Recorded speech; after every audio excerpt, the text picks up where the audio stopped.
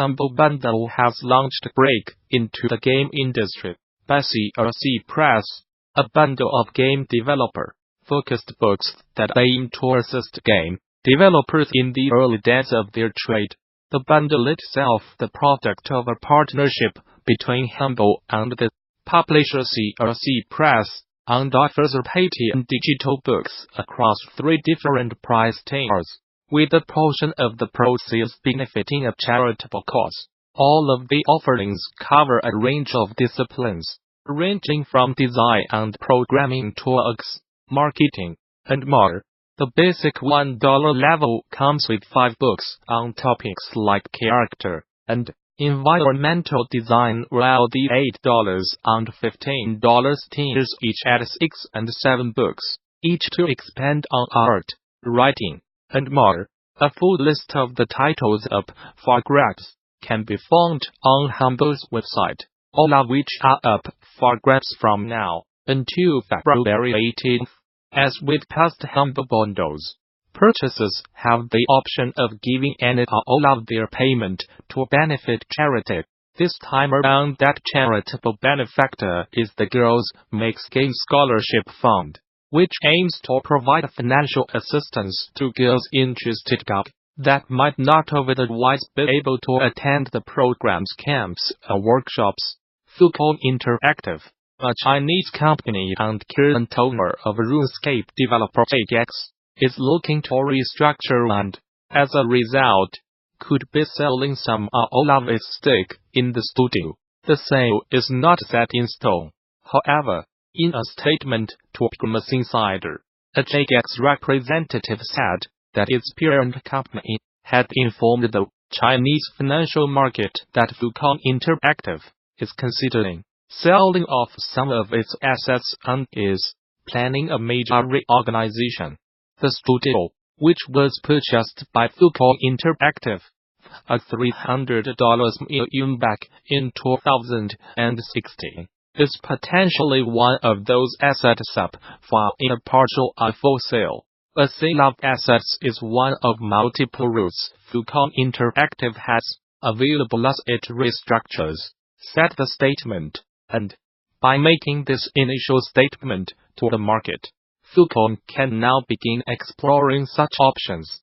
While its parent company seems to be in a bit of a downturn, JX has had a strong couple of years, thanks to its efforts with RuneScape. As of last summer, the online game had generated a total over $1 billion in lifetime revenue since it got its start in 2001. Business Insider notes that the company reported a 51% year-on-year increase in profit in 2018, recording a record $56.7 million for the year. Whatever the outcome of Fucom's restructure, JX continues to execute on our short-term and long-term strategies for the RuneScape franchise, reads the company's statement. JX has never been in better shape, and the year ahead will see further investment in the organization as we expand our talent base to create and deliver significant new content for our players. Build on our JX Partners third-party publishing initiative. In addition to increasing our presence in the mobile sector with RuneScape itself, Nintendo will bring another franchise to smartphones with the launch of Drive Mario World this summer. The news comes a day after the company chose to push back the launch of Mario Kart Tour for a few months in a bid to improve the quality of the mobile racer.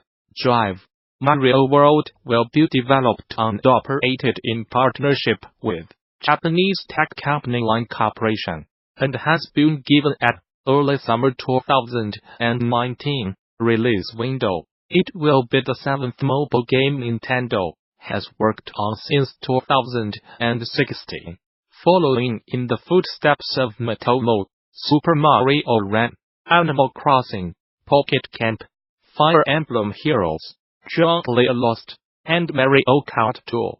The 2019 Game Developers Conference has released the results of the 7th Annual State of the Industry Survey, revealing trends in the game industry ahead of GD 2000. On 19th March, the survey compiles responses from nearly 4,000 game developers, and reflects that nearly half of game developers support game industry unionization, as well as uncertainty around Steam's revenue-sharing model, and insights into the amount of time developers have spent working overtime hours in so-called crunch.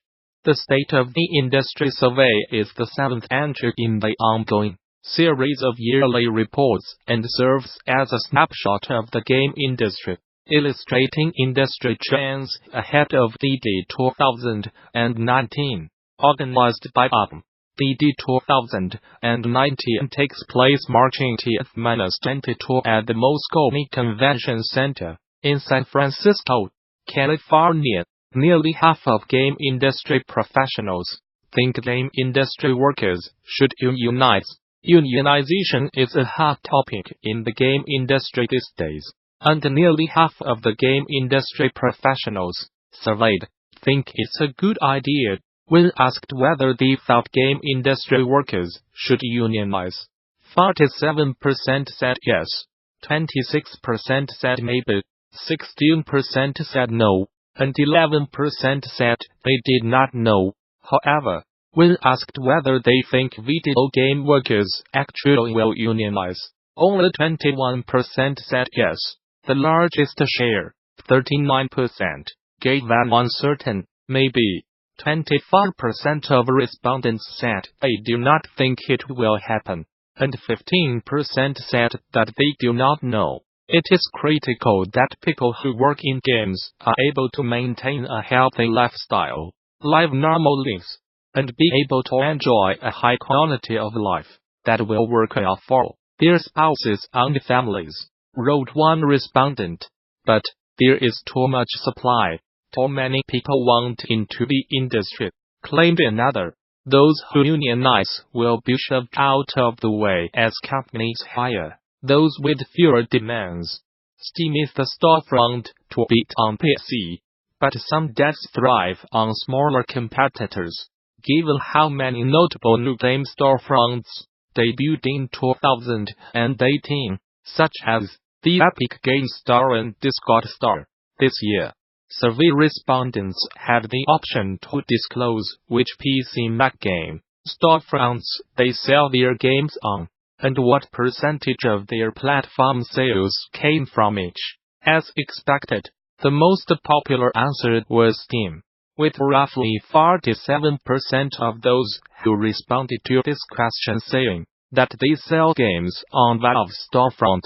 Of the respondents who said they sell their games on Steam, the majority, 54%, say Steam accounts for 75 to 100% of their sales revenue, and another 17% say it makes up 50 to 74% of their total revenue.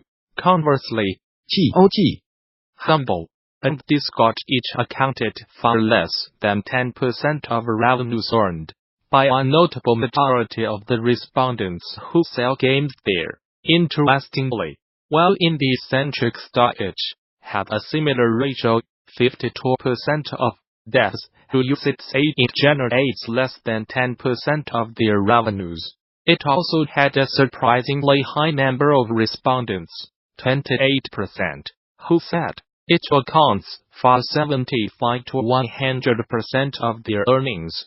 This shows that ITCH's open approach have likely attracted smaller indies who sell exclusively on it.